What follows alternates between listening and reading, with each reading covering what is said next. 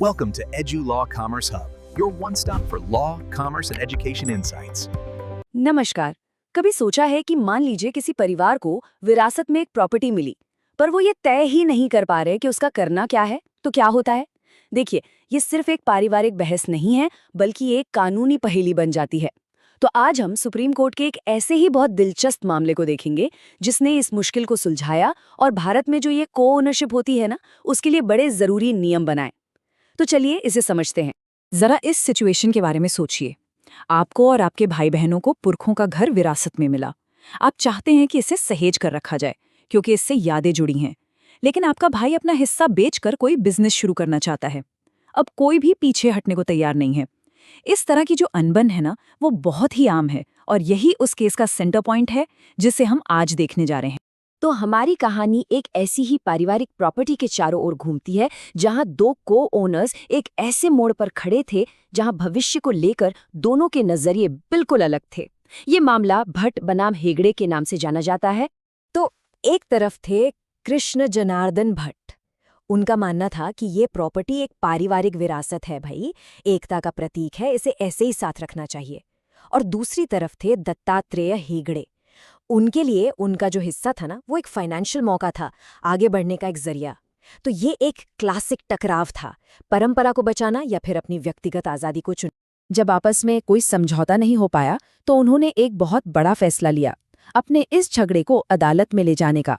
अब ये सिर्फ एक निजी पारिवारिक झगड़ा नहीं रहा, ये एक पब्लिक कानूनी लड़ाई बनने जा रहा था, जो न जाने कितने ही दूसरे लोगों के लिए एक मिसाल बन सकता था।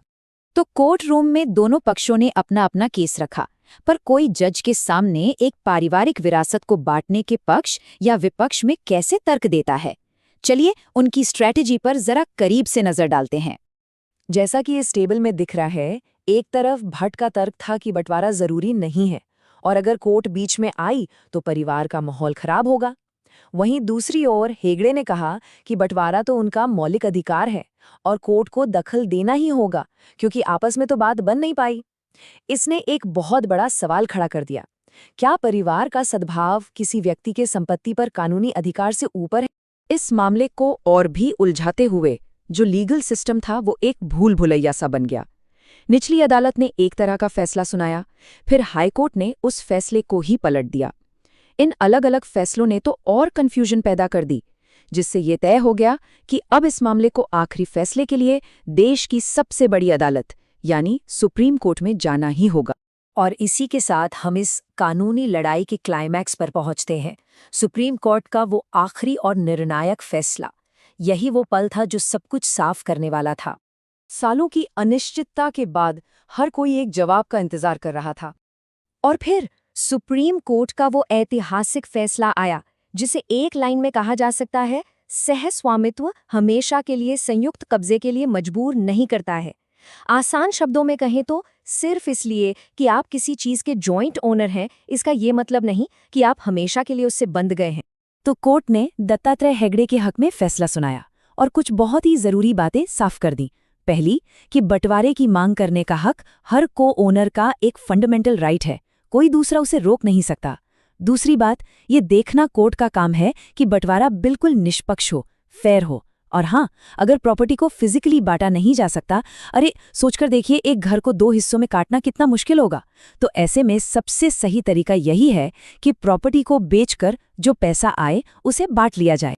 ठीक है, तो ये तो हुआ फैसला, लेकिन सवाल ये है कि कोर्ट ने ऐसा फैसला क्यों दिया? चलिए उन कानूनी सिद्धांतों को समझते हैं जो इस फैसले का आधार बने। इस पूरे केस के केंद्र में था बंटवारा का अधिकार। ये एक बहुत ही बेसिक कानूनी सिद्धांत है जो हिंदू उत्तराधिकार अधिनियम जैसे भारतीय कानूनों में शामिल है। इसका सीधा सा मतलब है कि हर को ओनर को ये कहने का हक है कि भाई मुझे मेरा हिस्सा अलग चाहिए। आप किसी को एक जॉइंट प्रॉपर्टी अरेंजमेंट में रहने के लिए मजबूर नहीं कर सकते जिससे वो बाहर निकलना चाहता हो। देखिए, कोर्ट सिर्फ बंटवारे का आदेश देकर अपना काम खत्म नहीं करती, वो ये भी पक्का करती है कि ये पूरी तरह से निष्पक्ष हो। जैसा कि यहाँ दिख रहा है, वो एक साफ प्रक्रिया अपनाती है। पहले तो प्रॉपर्टी की सही मार्केट वैल्यू तय की जाती है, फिर उसे फिजिकली बांटने की कोशिश होती है, और अगर ऐसा करना प्रैक्टिकल नहीं है तो प्रॉपर्टी को बेचकर जो भी पैसा आता है उसे सही सही बांट दिया जाता है। ये जो तरीका है ना, ये सभी की रक्षा करता है, खासकर उन को ओनर्स की जिनका हिस्सा कम है, ताकि मेजॉरिटी उन पर हावी ना हो सके। तो सवाल ये उठता है कि हम आज भी इस मामले के बारे में बात क्यों कर रहे हैं, क्योंकि इसका असर सिर्फ उन 2 परिवारों तक ही सीमित नहीं रहा। इसने भारतीय कानून में एक ऐसी मिसाल कायम की है जो आज भी कायम है। ये फैसला साल 2008 में आया था, और देखिए, 1 दशक से ज्यादा समय बीत जाने के बाद भी जब भी जॉइंट प्रॉपर्टी को लेकर कोई विवाद होता है तो पूरे भारत की अदालतों में इस केस का जिक्र होता है। इस मामले ने एक बिल्कुल पक्का नियम बना दिया, बंटवारे की मांग करने का अधिकार। ये फैसला उन माइनॉरिटी हिस्सेदारों की रक्षा करता है जिन्हें अक्सर मेजॉरिटी नजरअंदाज कर देती है। यह अदालतों को ऐसे मामलों को सुलझाने के लिए एक सीधा सा रास्ता दिखाता है और व्यक्तिगत अधिकारों और सबके लिए न्याय के बीच एक बहुत ही जरूरी संतुलन बनाता है। और आखिर में ये मामला हमें एक बहुत ही गहरे सवाल के साथ छोड़ जाता है, जो कानून से भी कहीं बड़ा है। जब व्यक्तिगत अधिकारों का टकराव परिवार के सद्भाव से होता है तो किसे प्राथमिकता मिलनी चाहिए? भट्ट बनाम हेगड़े मामले ने हमें कानूनी जवाब तो दे दिया है, लेकिन हमारे अपने परिवारों और समाज में ये बहस आज भी जारी है।